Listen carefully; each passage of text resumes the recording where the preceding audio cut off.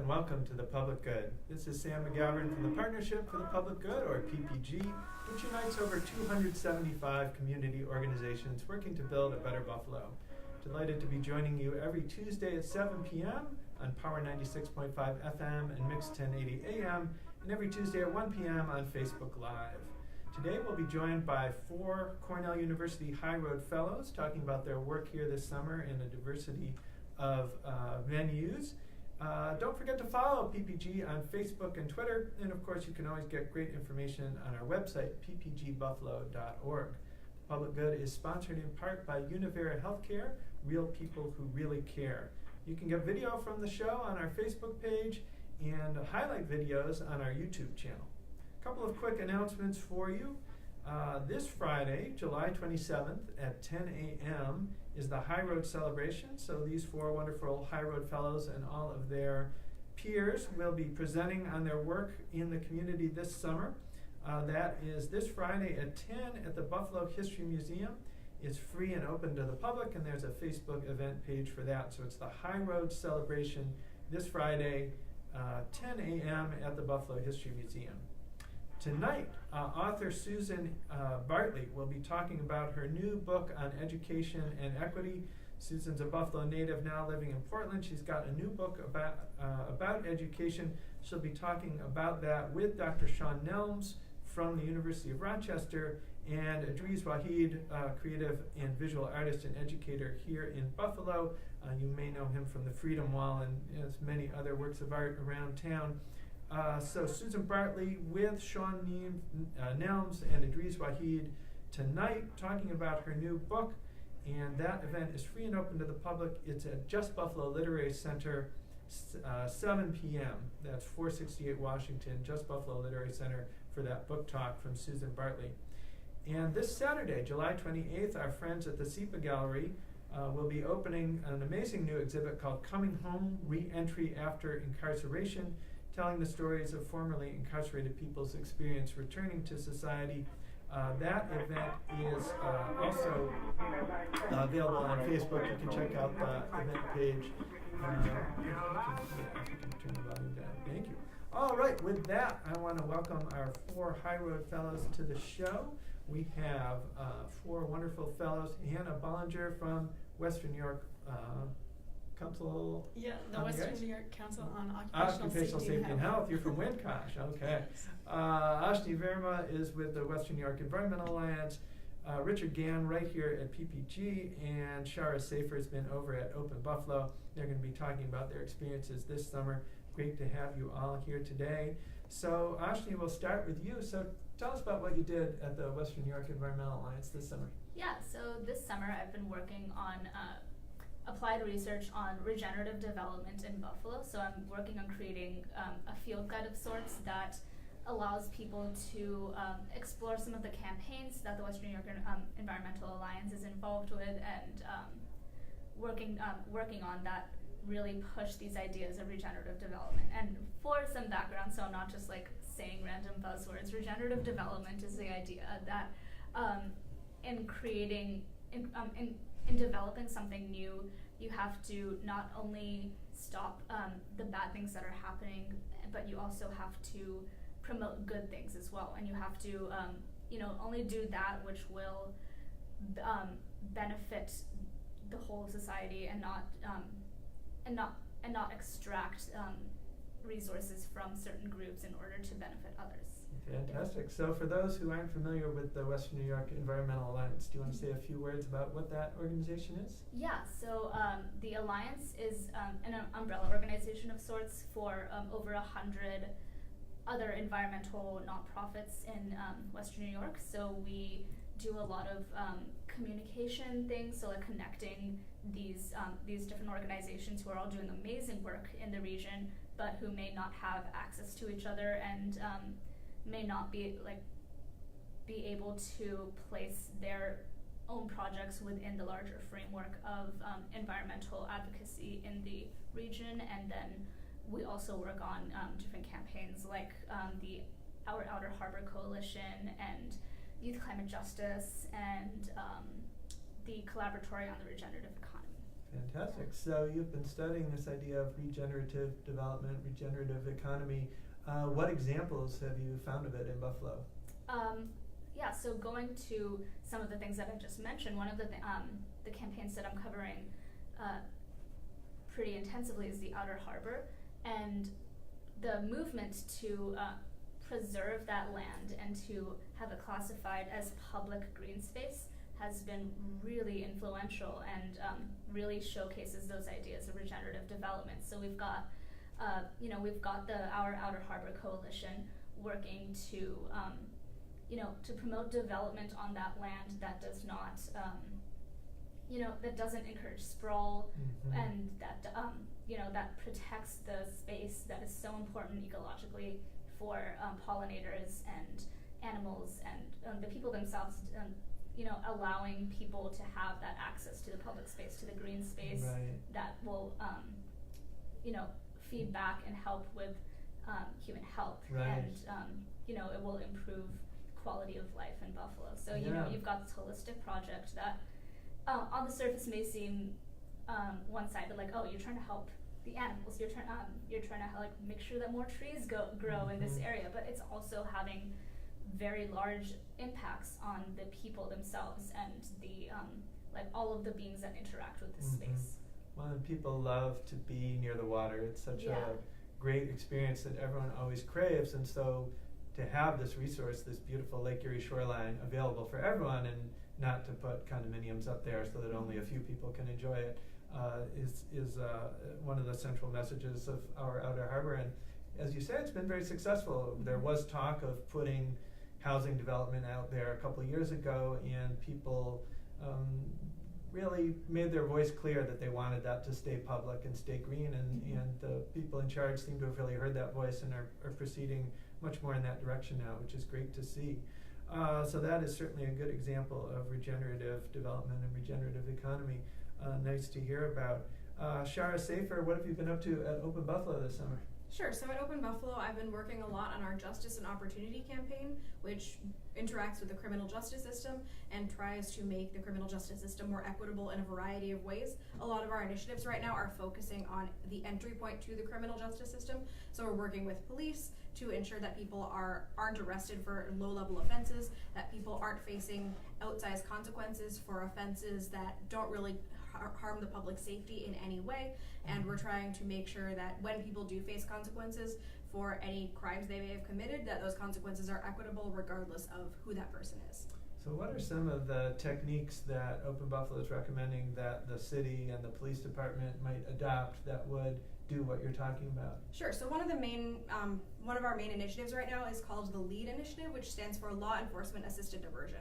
We're basing this on a model created in 2011 all the way across the country, and it was implemented in Albany a few years ago.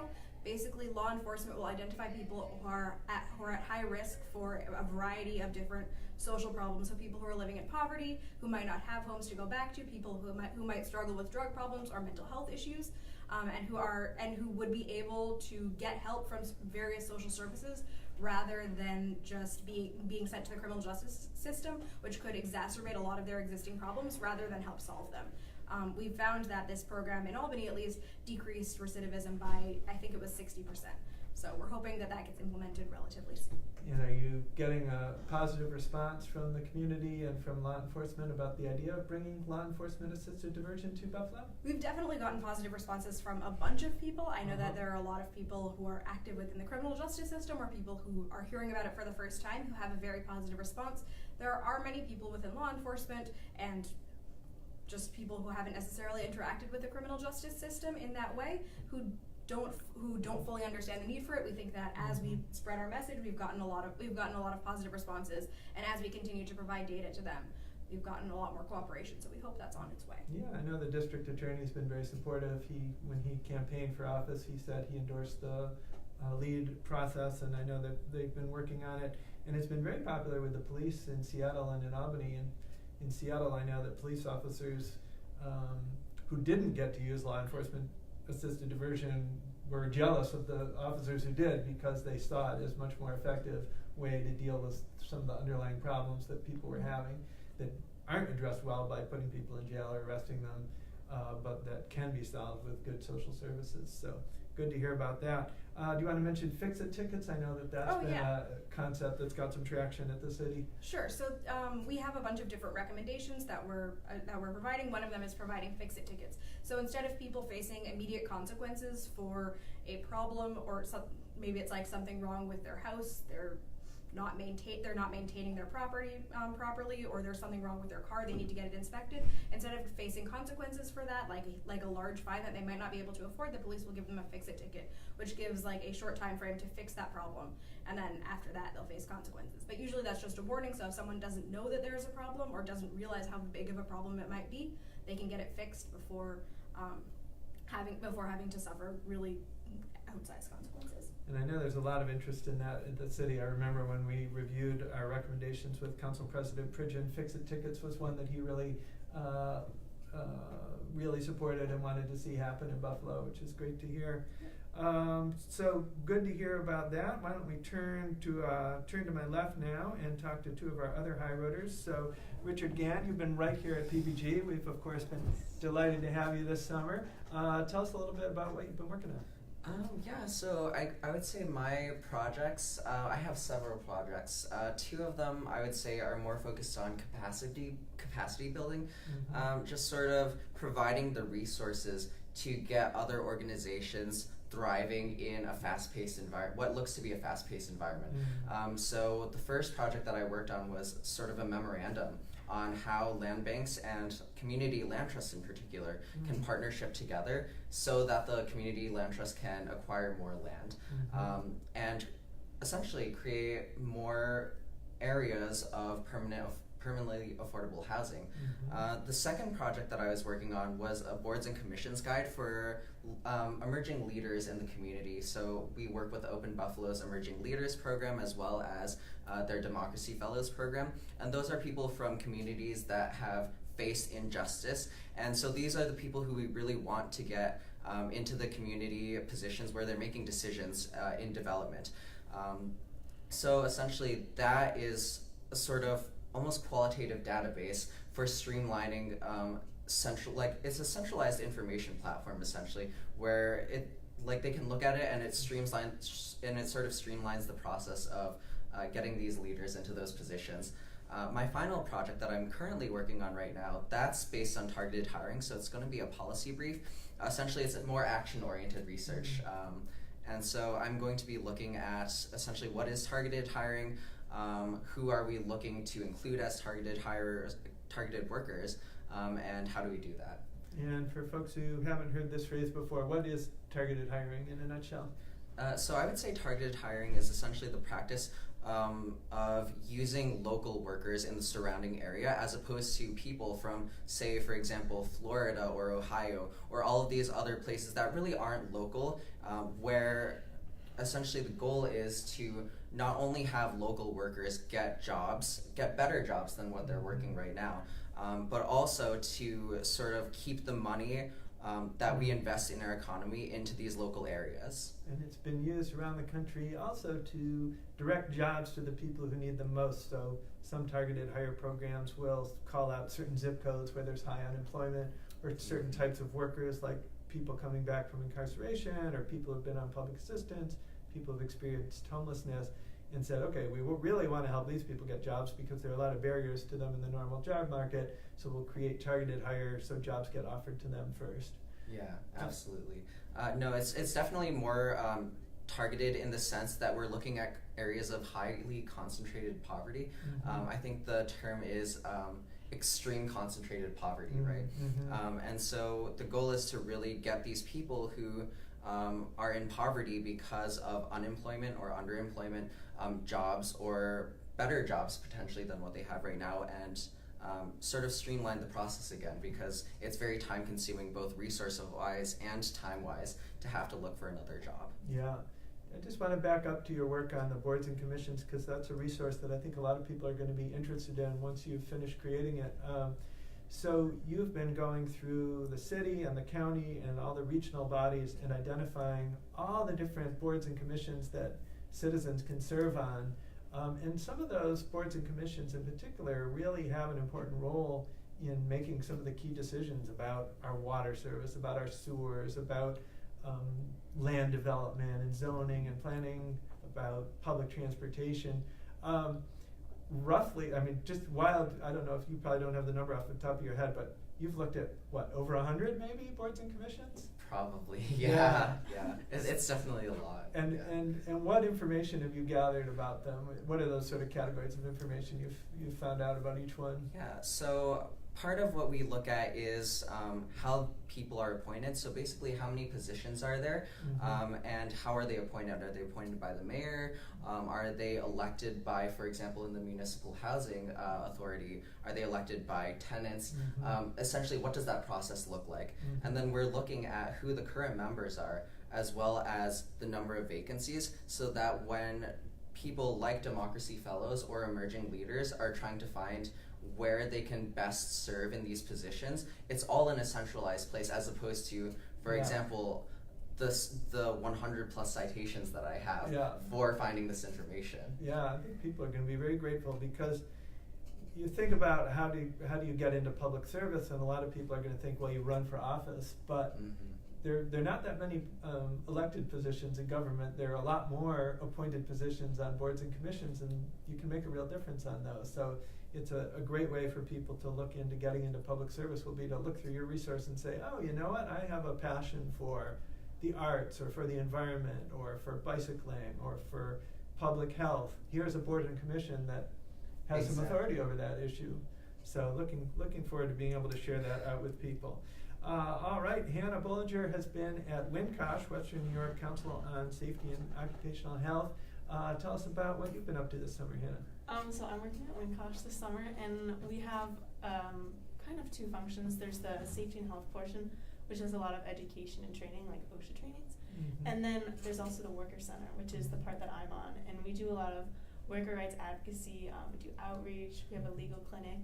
But the project I'm most focused on is identifying the temp worker population in Buffalo. Temp worker population. Temp workers, yeah. yes. Tell us a little bit about that. What have you learned about temp work in Buffalo so far? Oh, so when I came in here, I thought I was going to be able to reach out to a lot of temp workers and really try to understand the industry.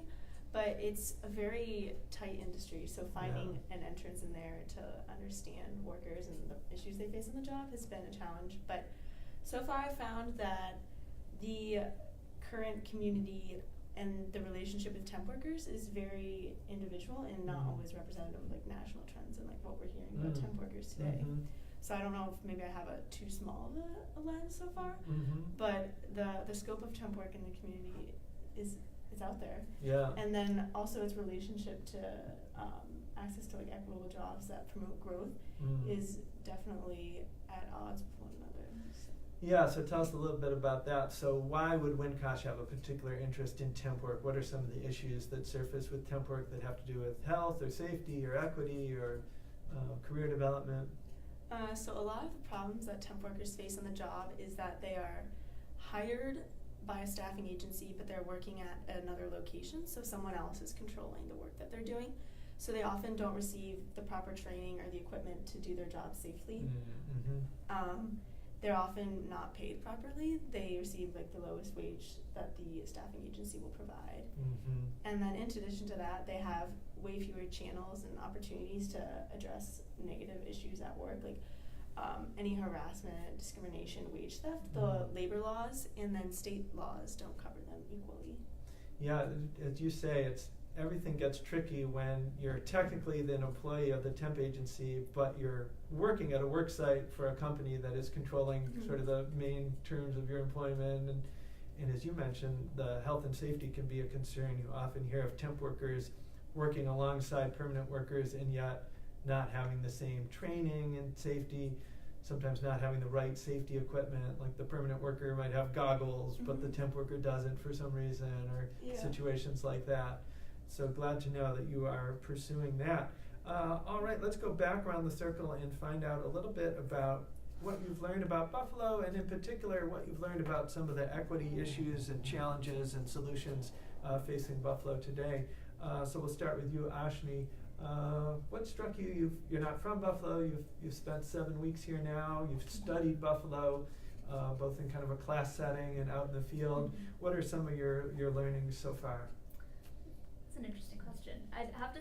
The most interesting thing about this summer has been kind of occupying different roles in different spaces in Buffalo, because the four of us are here, and all of our peers are here through the High Road Fellowship. So we are, for the most part, outsiders coming from a big university and looking at this city through eyes of the researcher. But then at the same time, we're living in Buffalo. We are interacting with people on a daily basis. We are immersing ourselves in the issues, and so at the same time, we're learning what it's like to live in Buffalo, which I think is really interesting. So you have that duality of being the external researcher and looking at the city through the eyes of a social scientist, and then you also have the experience of living in Buffalo. And so I found that really interesting, and that's definitely something I'm going to take away this summer. What have I learned about Buffalo specifically? Going back to my regenerative lens, which is basically all that I've been doing this summer. What I've learned about Buffalo is that there are so many passionate people and good projects in this city that have the potential to do some really good things. It's just a matter of making sure that they all work together and that they stop the bad and promote the good in order to create a larger vision of a better Buffalo. Yeah, I was talking to someone from Toronto the other day who's been here for a while, and she was noting she was amazed how many different small groups there are in Buffalo, and people often do mention that. So many nonprofit groups, neighborhood groups, faith groups, and often, as you say, the challenge is aligning them and coordinating their activities. And when we're able to do that, we sometimes get spectacular results. Shara, how about you? What struck you the most about Buffalo, particularly with an equity lens on? There is a lot happening in Buffalo. I was surprised by that in a lot of ways. I think I'd heard a lot within recent years about how nothing is happening, nothing is getting done anywhere. But since I've been here, there's been, as far as I can tell, a lot of political will and a lot of interest to actually get things done and change systems. I think that we've heard a lot from we get in contact with politicians who are very involved in local government, who are relatively powerful, and I think that you don't necessarily get that in cities where there's not as much going on, where things are much more stagnant. So we've been able to contact people, and they want to change these systems, which has been very heartening to me, and I hope that over the next few years we'll be able to codify a lot of the promises and discussions that we've had with local officials and be able to turn a lot of the reforms that we want to make into laws that hold people accountable. All right, we hope you'll come back and hold them accountable and make sure that you get the results that you've been promised. Richard, tell us a little bit about what's struck you the most about Buffalo and its equity challenges and equity solutions. Yeah, I think the really interesting thing about Buffalo is that there's always this narrative of disinvestment, right? So essentially it's manufacturing moves out, Buffalo loses jobs and population, and everything is downhill. But recently what we've seen in years is that with the investment of the Buffalo Niagara Medical Campus and the Buffalo Billion investment, we're really poised for an economic resurgence, I feel like. And so it's definitely interesting. It's definitely going to be interesting to see how we decide, in what direction we're really going to develop. And I think something that's really important in that is inclusion of community stakeholders. I think the statistic was in 2014 alone, if we had reduced racial income gaps, Buffalo would have been in a stronger position in that year alone by $4 billion. So that's a huge difference, and it's definitely something that we need to focus more on, is inclusion of various community members and trying to minimize inequality to make the most out of our potential. Yeah, just to offer the verbal footnote to your citation, so that figure, that racial equity dividend that you mentioned, that $4 billion came out of research done by the Racial Equity Roundtable of the Community Foundation for Greater Buffalo, and the great report that they did about all the racial inequity in the region and how much we stand to gain by reducing that gap. So great to hear you referencing that. Hannah, how about you? What struck you in particular about Buffalo this summer? I think, two things. The first is how many red lights people run. Safety. But the second thing I think for me is like through the temp worker project, like realizing that temp work is here, but that it feels like a local need, and that like it does offer opportunities to people that might have records and they can't be placed in jobs, or they might have difficulty accessing other jobs. So I think like taking a local lens is something that I've really learned this summer, like really applying what a community has and like the assets they have and applying that to growth and like what specialized solutions we can do. Right. One thing we talk about sometimes is asset-based community development. So you survey a community, and instead of just identifying all the challenges and deficits, you map all of your assets, and then instead of asking how can we fix our deficits, you ask how can we build on our assets. And it's interesting how when you flip the frame that way, you end up sometimes with different solutions and more energy to pursue them, because people enjoy working on something that seems hopeful, not despairing. But also how I think it gets at what you're saying, that when you have these local assets, if you focus on building them, you end up tailoring your work more closely to the local conditions than if you're just looking at what's missing or what's wrong. So great to hear you talking about that. We've got just a couple minutes left, so let's just get some final thoughts from you. So when you come back to Buffalo in 10 years, what do you want to see having had happened? And maybe we'll do Hannah and then Richard, and then we'll cross over. So 10 years from now in Buffalo, what should have improved around here? We'll stop running so many red lights. We'll handle that for you first. And what else? I think like thinking about like localism and measuring growth and what that looks like in a community. Definitely seeing like greater rates of like civic participation, like people involved. Definitely like the job market, seeing changes in that, maybe like access to movement from low wage jobs into other sectors, and then better economic mobility in the job market, better career paths. And then I think just like changing the job market and then providing resources to people, like seeing how that information is disseminated. Great. Richard, 10 years from now? Oh, I would love to see more equality and more involvement by the community members. You know, we have a lot of brilliant people, but they're just not in the positions where they can really affect as much change as they could potentially. And I also think that I would love to see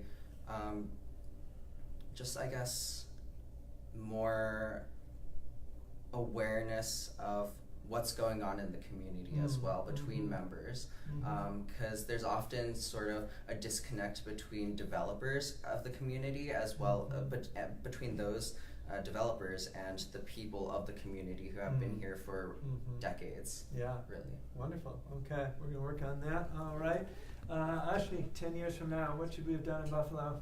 Well, to reiterate what Hannah and Richard have said, I think one of the most important things is building our civic engagement and like really creating systems of participatory democracy, because if you give everyone a voice and really consider the needs and desires of everyone, not just the 1%, not just the people who are in power, but everyone, then you're going to have a system that is much more equitable, and from environment issues to criminal justice issues to temp worker issues to boards and commissions.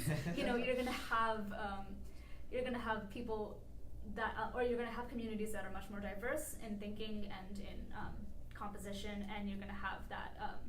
You're going to have that voice that is much more unified and powerful to create change. And as our supervisor Megan Connolly always says, our people are our greatest asset. So it's important to make sure that that it's all people in the city that are our greatest asset, not just the few.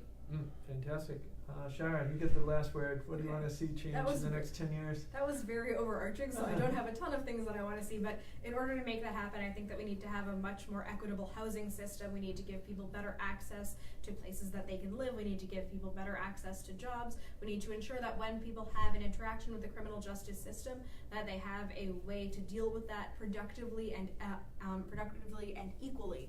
And I think that those are things that we can make happen within the next 10 years. We can make policing more equitable, we can make sentencing more equitable, we can make sure that everyone has a space where they can excel, and hopefully Buffalo will continue on its road towards upward progress. All right, thank you. Well, I want to thank our 4 Cornell University High Road Fellows for being on the show today, and also for all the great work they've been doing all summer, so thanks to you all. Next week on The Public Good, we'll be talking with a dynamic young entrepreneur. His name is Moshe Douglas. He's the founder and creative artist for a clothing line called Peace and Parmesan. That's next week on The Public Good. Tune in every Tuesday at 7 p.m. for The Public Good here on Power 96.5 FM, Mix 1080 AM, and Facebook Live every Tuesday at 1 p.m. Thank you.